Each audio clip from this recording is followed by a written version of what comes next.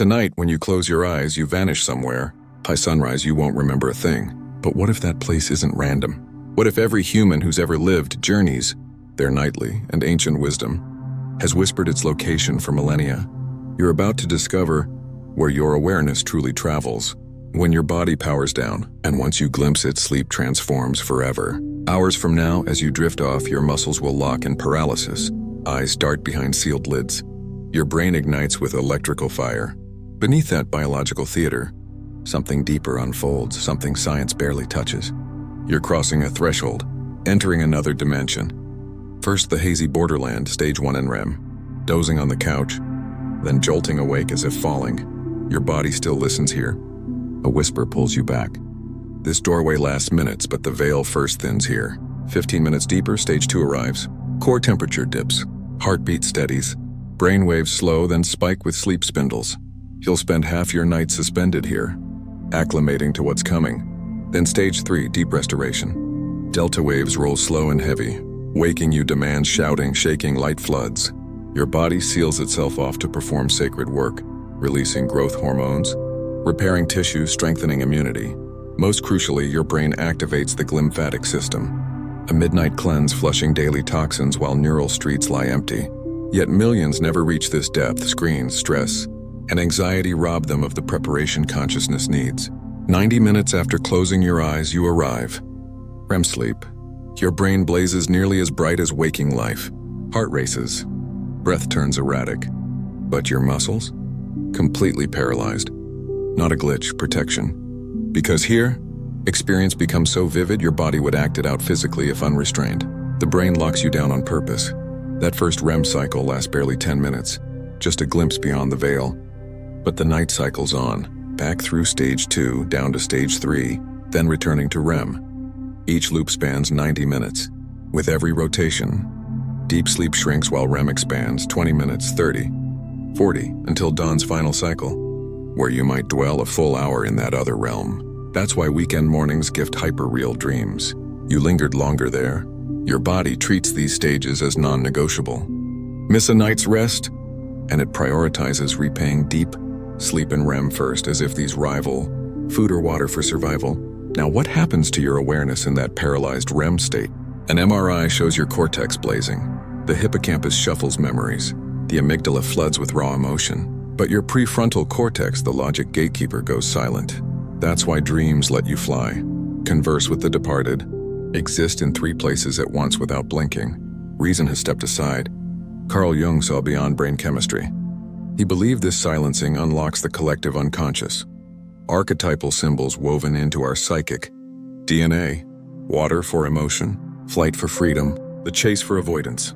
Not learned, shared across all humanity. Robert Monroe studied shamans from isolated tribes worldwide. All described sleep identically. A journey. Leaving the body. Traveling realms to meet entities, receive wisdom, commune with ancestors. No cultural contact between these groups, yet identical accounts. Coincidence? Or does quieting the rational mind genuinely open a doorway? You felt it yourself, dreaming of someone forgotten for years, then they call the next day. Neuroscience explains memory consolidation. Mysticism describes actual travel. What if both are true? The brain is hardware. Consciousness is software. Scans capture machinery, but not the experience within. Rudolf Steiner mapped humans as layered beings. Physical body, etheric life field, astral vehicle, higher self. By day, these fuse as one. By night, separation occurs. The physical and etheric remain in bed, but the astral body detaches, tethered by a silver cord, gaining mobility to journey while ensuring return. Sleep, Steiner insisted, is when the soul travels. Modern scans confirm something startling. In REM, especially, dawn cycles. Your visual cortex fires as intensely as when viewing the physical world. Neurologically, dream vision and waking vision register identically. When you soar over mountains or stand before luminous beings, your brain processes it as utterly real. Here's where materialism stumbles. Yes, REM processes memories. Trauma survivors with poor sleep develop PTSD because REM never integrated their pain. The brain performs vital maintenance. But Steiner saw the same process differently. While the physical rests, the astral self journeys through bardos, transitional realms. Tibetan Buddhism calls milam. Masters teach these states mirror death itself. Train awareness while dreaming, and you navigate dying with conscious grace. Your brain generates electrical storms, and simultaneously you travel. Both truths coexist. The hardware hums. The soul explores. The practice remains identical across traditions. Recognizing altered state signals, setting intentions before crossing over, holding awareness as you slip between dimensions. Robert Monroe, a pragmatic 1970s businessman, began spontaneously, leaving his body during sleep. Terrified, he sought scientific testing. Instead of pathology, researchers found something unexplainable. Monroe dedicated his life to mapping these states. He described the astral realm in precise zones, focus 10, 12, each with distinct textures. Strangely, independent practitioners later described identical territories using the same terms. If this were pure imagination, how do strangers chart the same unseen landscape? Edgar Cayce, the sleeping prophet, entered trances, resembling deep sleep, and accessed impossible knowledge. Medical diagnoses for strangers in distant cities. Over 14,000 documented readings, many later verified. Cayce claimed he tapped the Akashic records, a cosmic archive holding every event across time. Not random REM noise, he accessed knowledge his physical brain never possessed. Consider precognitive dreams. Dr. Dean Radin's PSI research reveals striking patterns. People dreaming specific future events before they unfold. Nights before 9/11, dozens independently dreamed planes striking towers. Coincidence? When hundreds converge on identical, unexpected details, skepticism strains. Neuroscience has no model for this. How could random neural firing preview what hasn't occurred? Unless dreams aren't just electrical static.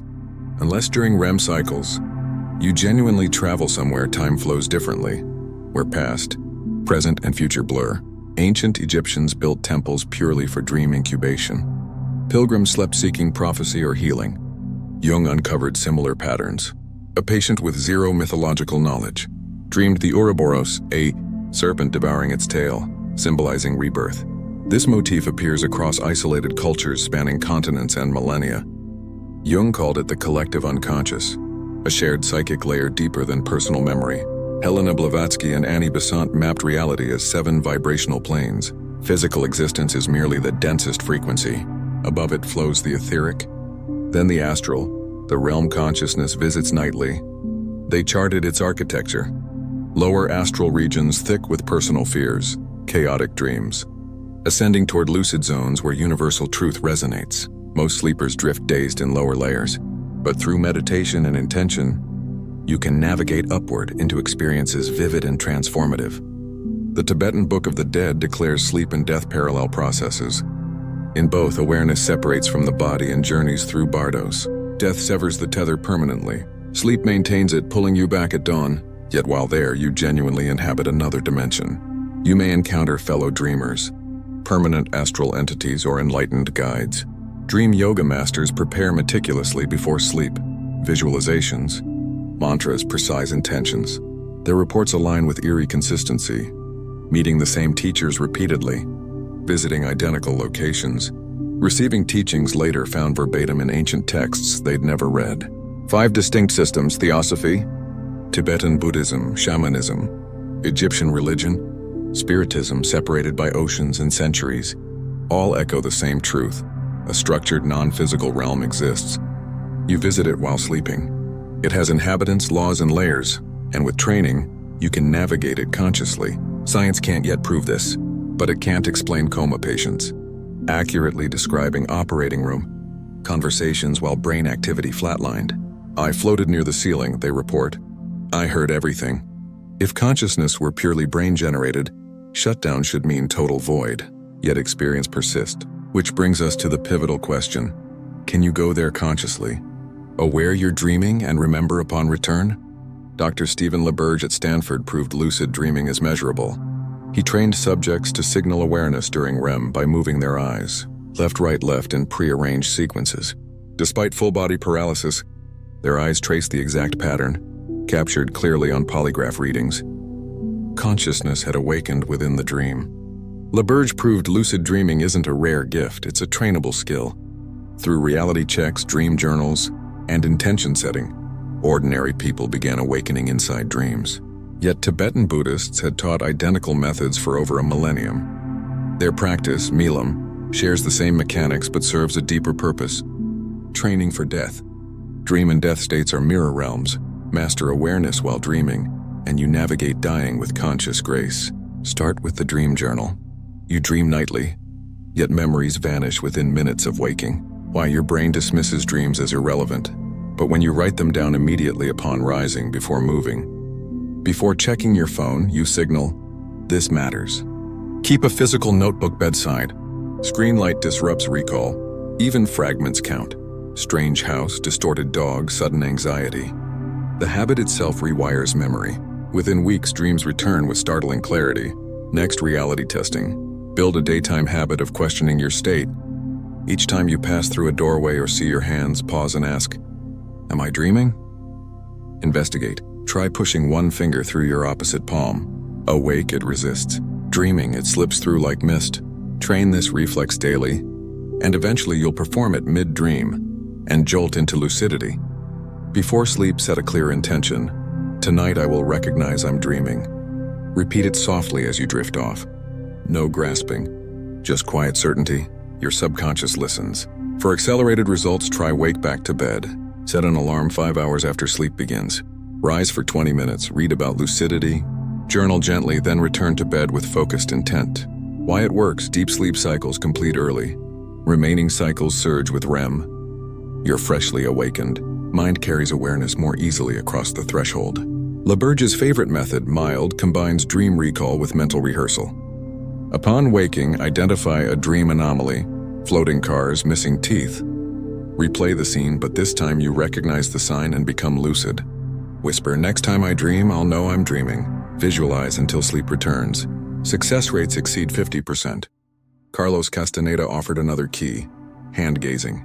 Study your hands daily. Count fingers.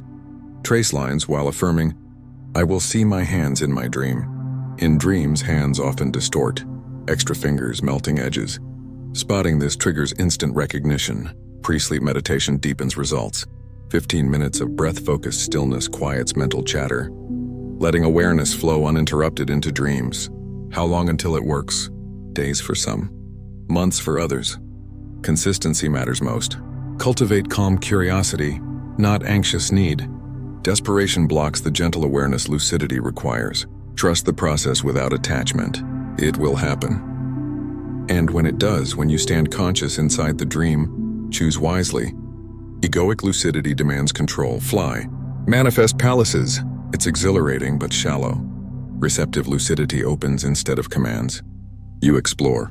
You ask questions. Dream characters gain autonomy. They speak knowledge you never learned. They guide you to realms beyond imagination.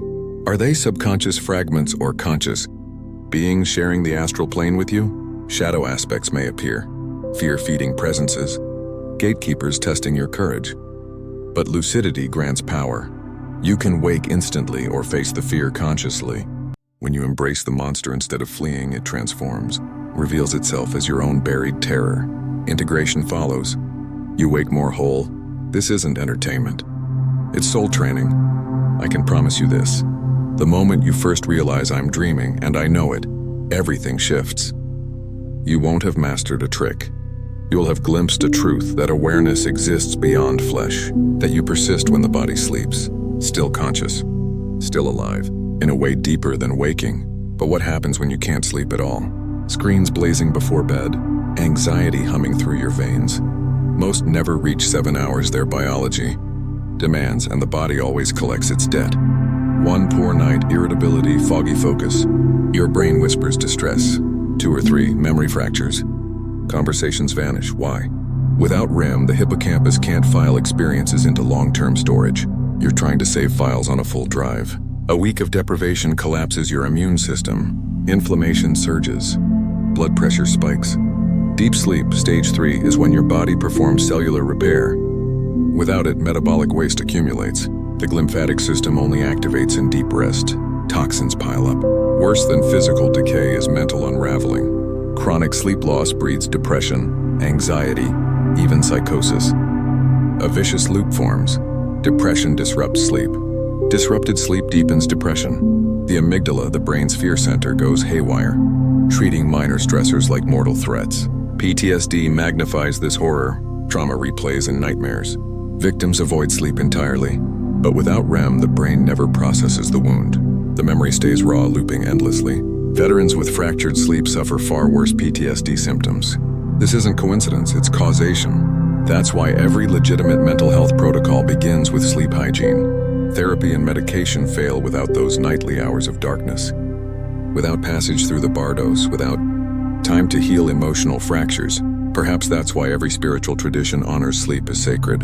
Your body survives weeks without food, but without sleep, hallucinations strike by day 7. Death arrives by day 14. That realm your soul visits nightly isn't optional. It's non-negotiable. You must go there, receive what awaits, return renewed. Now you know where you travel each night. 5 90-minute cycles. Body paralyzed, brain blazing, soul voyaging beyond. Science maps the mechanics. Mysticism maps the experience. Both describe the same reality from different shores. But here's what truly matters: you, the one who'll lie down hours from now, who will close your eyes and begin this journey as you have every night since birth. So I ask you, will you drift through unknowing again, remembering nothing, learning nothing?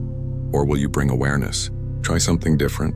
And there's something I haven't mentioned yet, something you'll notice once you explore dreams consciously. Not everyone encounters the same terrain. Some find luminous landscapes nightly. Guides appear with gentle wisdom. Everything flows with grace. Others meet resistance. Shadow figures. Heavy trials. Tests that feel impossible. Doesn't that mirror waking life?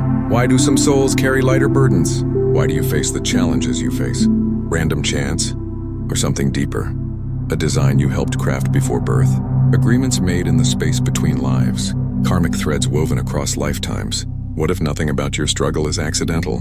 What if your soul chose this path and forgot upon arrival? For now, before you close this, do something simple but potent. Comment below with these exact words: I choose to remember. Not as casual engagement, as declaration, as a signal to consciousness itself that you refuse to sleepwalk through life or dreams any longer.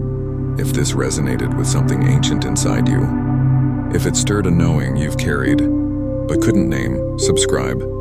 Not just to this channel, to this frequency, to this movement of souls waking up not just from sleep, but from the trance of unconscious existence. Every person who awakens in dreams practices waking in life. Every soul who sees through illusion while sleeping learns to see through it while awake. This isn't entertainment.